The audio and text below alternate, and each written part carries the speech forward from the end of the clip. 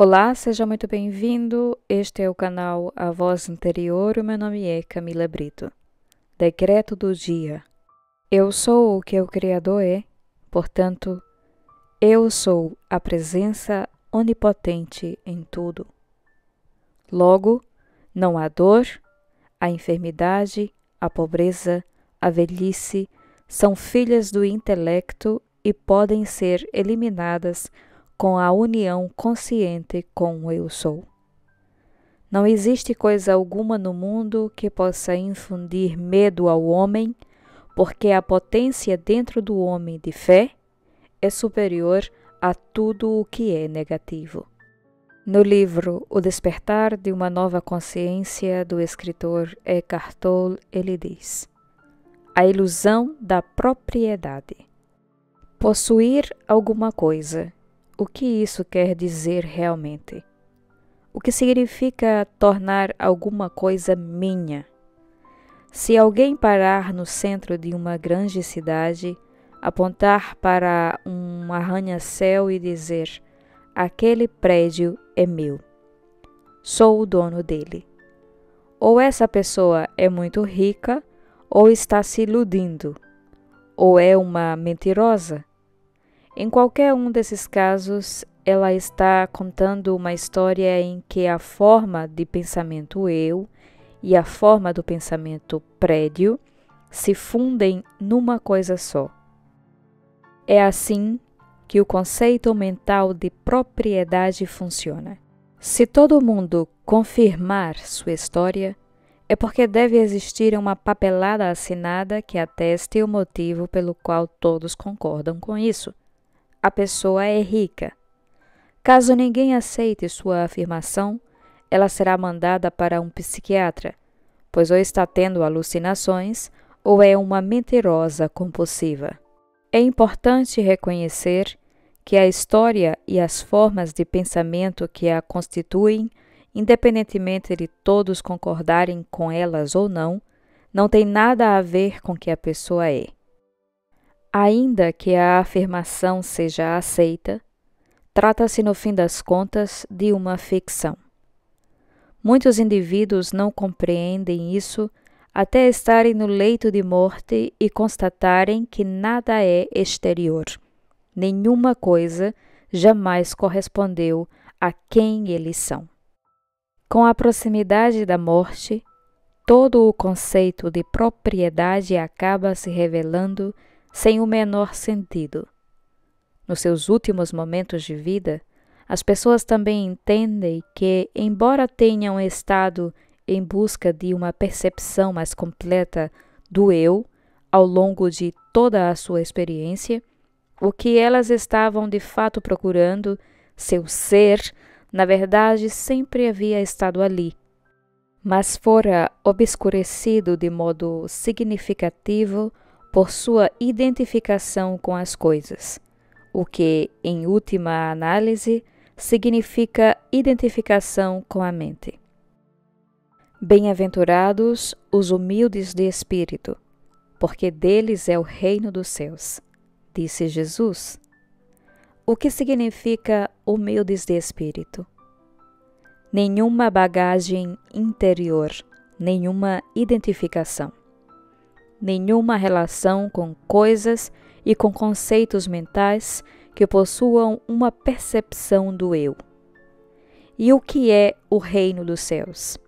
A simples, porém profunda, alegria do ser que está presente quando abandonamos as identificações e nos tornamos humildes de espírito. É por isso que renunciar a todos os bens é uma prática espiritual antiga, tanto no Oriente quanto no Ocidente. Desistir dos bens, porém, não nos libera automaticamente do ego. Ele tentará assegurar a própria sobrevivência encontrando alguma coisa com a qual se identificar. Por exemplo, uma imagem mental da própria pessoa como alguém que superou todos os interesses pelos bens materiais e é, portanto, superior ou mais espiritualizada do que as outras.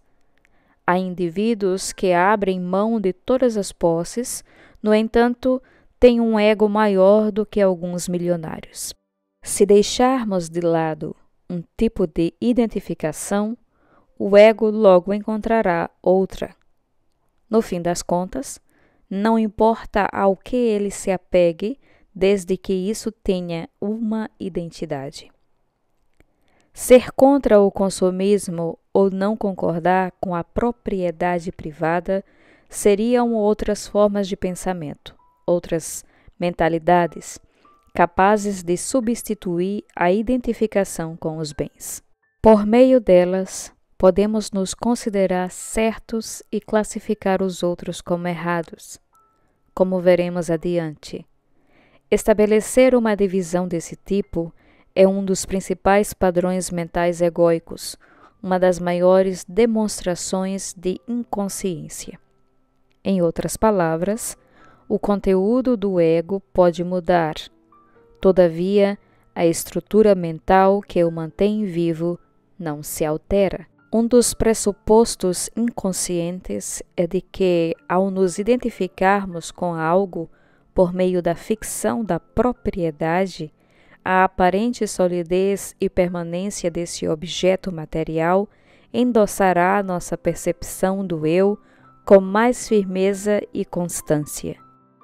Isso se aplica sobretudo aos imóveis e ainda mais às terras, pois acreditamos que esses são os únicos bens que temos condições de possuir que não podem ser destruídos.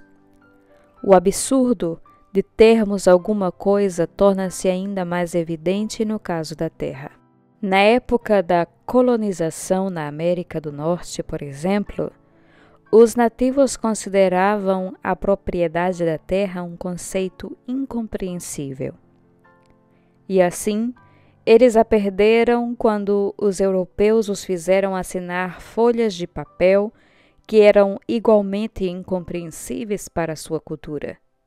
Os indígenas sentiam que pertenciam à terra, mas ela não lhes pertencia. O ego tende a equiparar ter com ser. Eu tenho, portanto, eu sou. E quanto mais eu tenho, mais eu sou. Ele vive por meio da comparação. A maneira como os outros nos veem nos transforma em como nos vemos. Se todas as pessoas vivessem em mansões ou fossem ricas, suas casas luxuosas e sua riqueza não serviriam mais para destacar sua percepção do eu. Alguém poderia então se mudar para uma cabana simples, renunciar à fortuna e recuperar uma identidade sendo ele mesmo e sendo considerado mais espiritualizado do que os outros. O modo como um indivíduo é visto pelos demais torna-se o espelho que lhe diz como é que ele é. Na maioria das vezes, a percepção do ego sobre o valor pessoal está ligada ao valor que a pessoa tem aos olhos dos outros. Ela precisa que eles lhe deem uma percepção do eu. Caso viva numa cultura que em grande medida equipara seu valor ao quanto e ao que ela possui, é bom que seja capaz de detectar esta ilusão coletiva para não ser condenada e correr atrás de coisas pelo resto da vida, na vã esperança de encontrar seu valor e satisfazer sua percepção do eu. Você quer saber como se livrar do apego às coisas? Não tente fazer isso. É impossível. Esse vínculo desaparece por si mesmo quando paramos de tentar nos encontrar nas coisas. Nesse meio tempo, simplesmente tenha consciência de que está ligado a elas. Às vezes, você pode não saber que está vinculado a alguma coisa, quer dizer, identificado com ela, até perdê-la ou sentir a ameaça da perda. Depois disso, se você ficar aborrecido ou ansioso, é porque o apego existe. caso esteja consciente de que está identificado com algo, a identificação não é mais total. Eu sou a consciência que está consciente de que existe vínculo. Esse é o começo da transformação da consciência. Vamos repetir o decreto deste dia. Eu sou o que o Criador é. Portanto, eu sou a presença onipotente em tudo. No próximo vídeo, o autor fala sobre querer, sobre a necessidade, sobre ter necessidade de mais, sobre a insatisfação. Não tenho bastante, não tenho o suficiente e etc. Eu espero você no próximo vídeo. Eu quero agradecer todo o seu carinho, toda a sua atenção. Agradeço os comentários, os likes que vocês deixam nos vídeos e envio desde aqui todo o meu amor e toda a minha gratidão. Receba um forte abraço fraterno. Gratidão. Bom dia!